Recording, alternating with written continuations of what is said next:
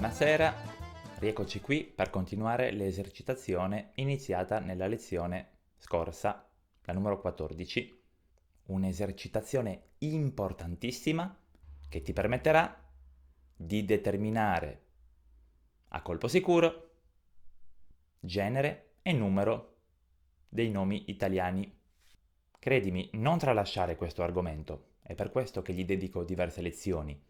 Ti renderai conto che non si tratta di una perdita di tempo, ma in realtà stai acquisendo una capacità che ti permetterà di formare delle frasi di senso compiuto e quindi un giorno di parlare correttamente la lingua, tra gli altri, della nazionale maschile di calcio campione d'Europa in carica. Se ti ricordi, nella lezione precedente abbiamo analizzato soltanto una parola, la parola ruota.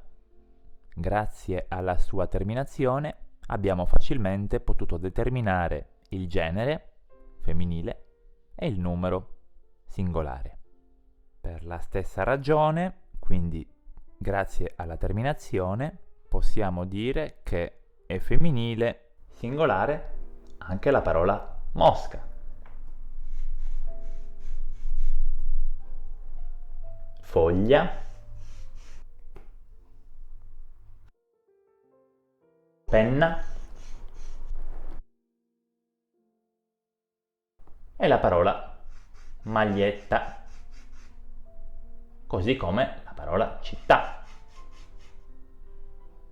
Sembrerebbe di genere femminile anche la parola clima, ma subito prima della lettera A abbiamo la lettera M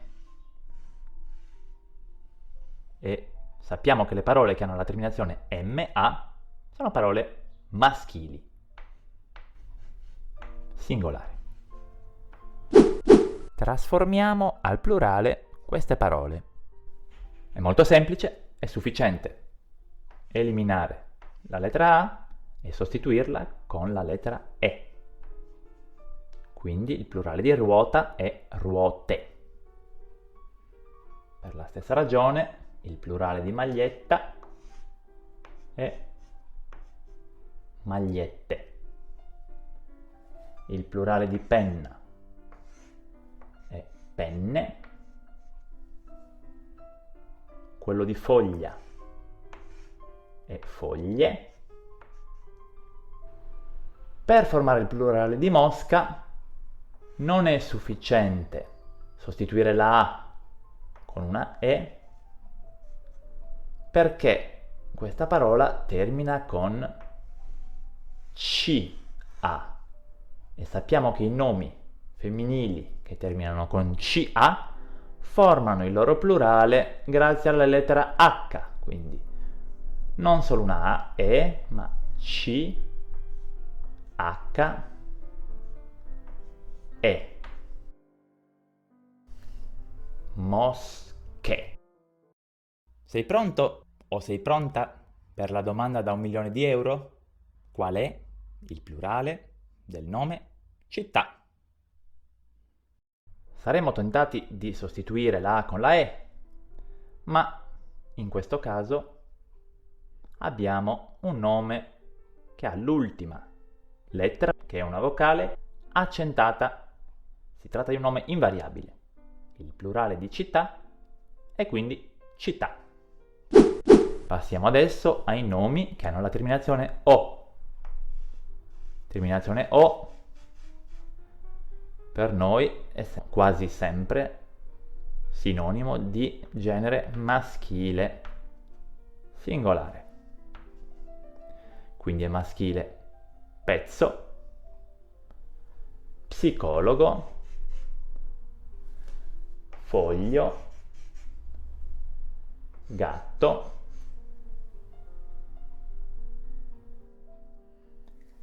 come si forma il plurale di un nome maschile singolare che termina con la lettera O? Si forma sostituendo la lettera O con la lettera I.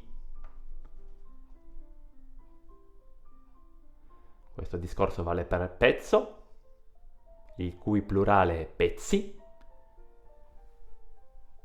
Per gatto, il cui plurale è gatti,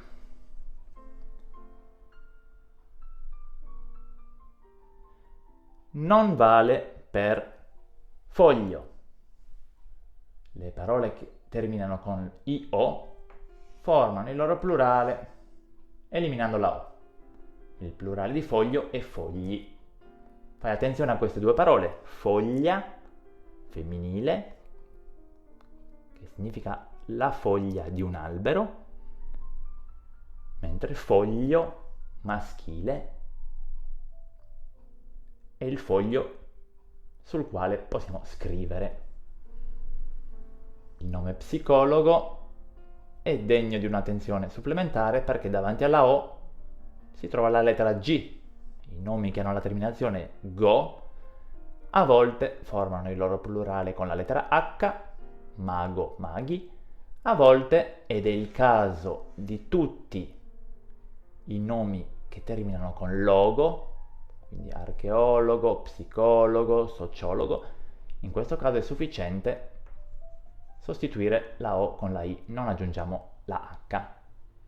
1 psicologo, 2 psicologi. Mi rendo conto che non abbiamo trasformato la parola clima al plurale. Abbiamo detto che si tratta, in quanto terminante con ma, di parola maschile, singolare. Tutti i nomi che terminano con ma, come problema, sostituiscono la A con la lettera I, quindi il plurale di clima è climi. E arriviamo ai nomi che hanno la terminazione E. Ragione, corrente, mare, potere, attore. Trasformarli al plurale è molto semplice, è sufficiente sostituire la E con la I. Ma noi vogliamo anche determinare il genere di questi nomi. La terminazione E, infatti, te lo ricordo, può caratterizzare sia il genere maschile sia il genere femminile. Beh, diciamo che la parola ragione ha una terminazione che noi conosciamo, è una terminazione tipicamente femminile, singolare. Il plurale di ragione, abbiamo detto, è ragioni, ragioni. La parola attore ha ugualmente una terminazione da determinare facilmente il genere ore, come quella delle parole fiore, è una terminazione maschile, singolare. Il plurale di attore è attori. Ere è ugualmente una terminazione maschile singolare. Il suo plurale è poteri. Abbiamo altre due parole che sono corrente e mare che terminano con la lettera E. Le loro terminazioni non ci permettono di stabilire al 100% se si tratta di genere maschile o femminile, quindi sarò io a dirtelo. Corrente è un nome femminile singolare. Il suo plurale è correnti. Mare è invece un nome maschile singolare. Il plurale non è difficile, mari. Ti consiglio, quando la terminazione è e e non disponi di elementi necessari ad aiutarti, di considerare la traduzione di questa parola nella tua lingua. Se parli una lingua latina, ci sono buone possibilità che il genere e il numero della parola siano gli stessi nella tua lingua che in italiano. Nel caso di mare, il genere maschile anche in spagnolo e in portoghese. Purtroppo non è così in francese, dove si tratta di una parola di genere femminile, ma nella gran parte dei casi il confronto fra due o più lingue latine può senz'altro aiutarti. Terminiamo con la parola yogurt, una parola che termina con consonante. In questo caso, come nella maggior parte dei nomi che terminano con consonante, il suo genere è maschile. Qual è il plurale di yogurt? Beh, ti ricorderai che i nomi che hanno per terminazione una consonante sono invariabili, quindi il plurale di yogurt è yogurt, così come città per un altro motivo, per via dell'accento, è un nome invariabile. E per oggi possiamo concludere la lezione. Voglio ancora sottolineare l'importanza di tutto questo lavoro della determinazione di genere e numero dei nomi, che può sembrare anche noioso, ma per formare delle frasi, che è quello che ci interessa, dobbiamo accordare al nome diversi elementi, per esempio gli aggettivi e gli articoli, ma dobbiamo anche saper coniugare il verbo alla persona corretta, quindi singolare o plurale, e a volte anche dobbiamo distinguere maschile e femminile nella coniugazione dei verbi.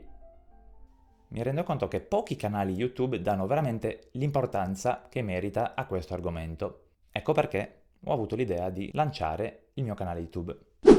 Se hai dubbi, se hai qualche richiesta, se hai bisogno di qualche integrazione, non esitare a scrivere tra i commenti. Continua a esercitarti prendendo nomi comuni e trasformandoli al plurale dopo averne determinato il genere. Ecco una serie di parole che ti permetteranno di mantenerti in esercizio.